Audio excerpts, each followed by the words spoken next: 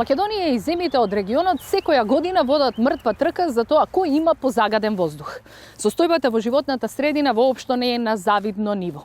Но дали е навистина толку лоша позицијата на Македонија во однос на останатите земји од Европа и од светот?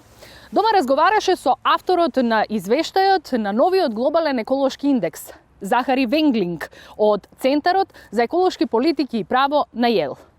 Според 32 индикатори ги рангираат сите земји во светот, собирајќи податоци од релевантни извори ширум земјината топка, како што се Светска банка, академски институции и светски докажани невладини организации. Според податоците, секоја земја ја ставаат на скала од 0 до 100 и прават споредба на временската трака за да ги следат трендовите. Не е тајна дека светот е во опасност, но Венглинг вели дека има надежни промени за одржлива иднина. So we do have a global scorecard where we've aggregated all the country performance up to a global level.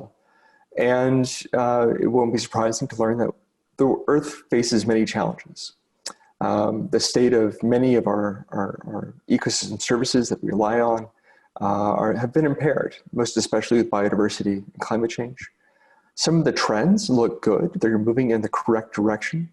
But even then, some of them aren't moving fast enough. So the progress we've seen with climate change mitigation really needs to be accelerated as we move into the next century in order to limit the damages we're going to see from increased greenhouse gas concentrations in the atmosphere.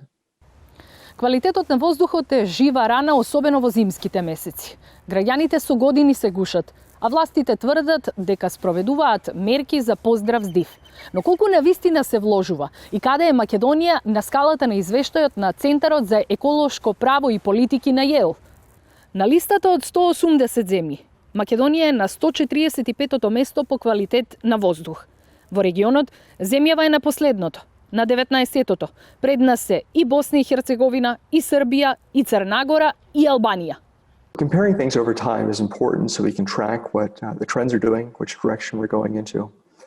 And you do see a lot of year-to-year variation, especially with different political events or obviously COVID-19 has disrupted many kinds of economic activities. It's led to clearer skies in some cities.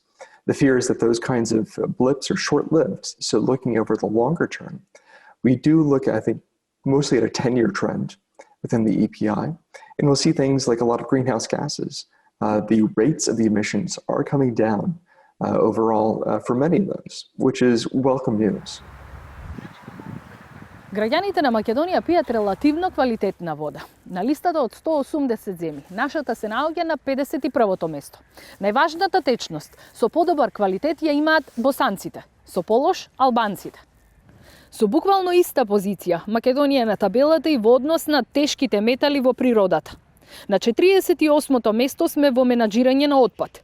Подобри од нас се повеќето европски земји, но пред нас се и соседите и поголемиот дел од регионот. Она што загрижува според статистиките е позицијата на земјава во однос на грижа на биодиверзитетот. Во друштво на Белорусија и Парагвај, Македонија е на 86-то место. Само колку за споредба, Словенија е на високото 15-то. Светла точка за Македонија е рангирањето според параметрите за климатските промени. Земјава е на високото 11-то место во друштво на Словенија. По нас се развиени европски земји како Германија, Австрија и Холандија, но и сите земји од регионот – Бугарија, Грција, Србија и Босна и Херцеговина. The question we get a lot is what kinds of policies should countries be adopting? Unfortunately, we're not in the position of advocating specific policies for specific countries. We lack the data and kind of the authority to make those kinds of prescriptions.